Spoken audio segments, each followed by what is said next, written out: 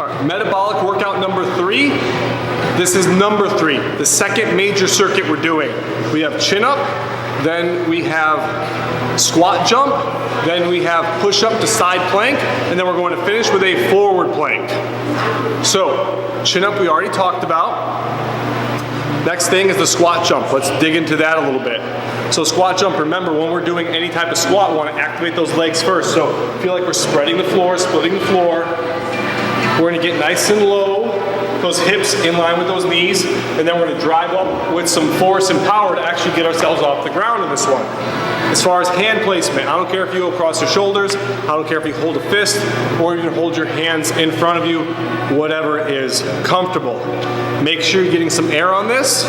Common mistakes I see are people landing very firmly and then going into the squat. You want to do it very dynamic. So you want to have a nice soft knee. So when you hit the ground, you're coming down nice and soft and easy. It's going to be much easier on the knees. If you land hard and stop, that's going to be very hard on the knees. So even on that last rep, I want you to come down nice and soft and move out of the exercise. All right, next thing, push up to side plank. It's going to look like this. You come down, get in that push-up position, just like we talked about before. The only difference is, at the top of the rep, we're going to move directly into a side plank. So we're going to shift on our feet over to the side. We're going to lift our hand up. Eyes are going to follow the hand up to the sky and get in this nice side plank position. Notice, nice straight line. My glutes are tight. Then I drop right back down into the push-up position, down, up, shift to the other side, and up. So the key on this is actually going to be our feet position. It's one of the biggest mistakes I see is people trying to stack their feet.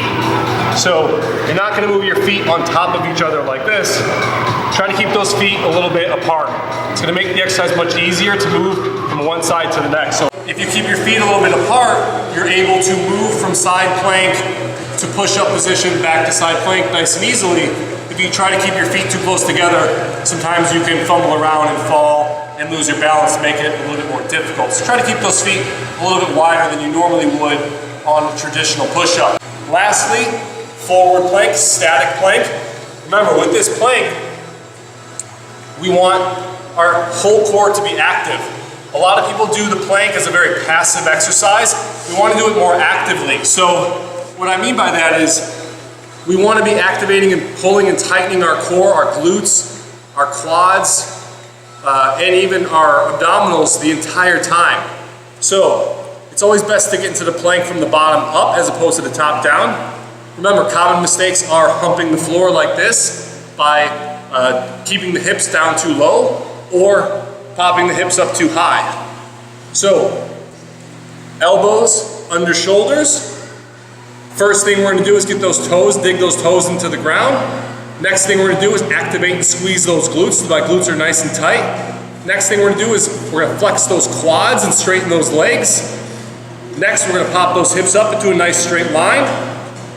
Shoulder blades come down and back. And I'm going to actively pull my elbows towards my feet. I'm going to pull my feet actively towards my elbows.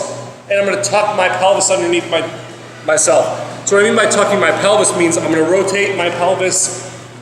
I'm going to rotate my pelvis in underneath myself as I'm planking, as opposed to back out in this direction.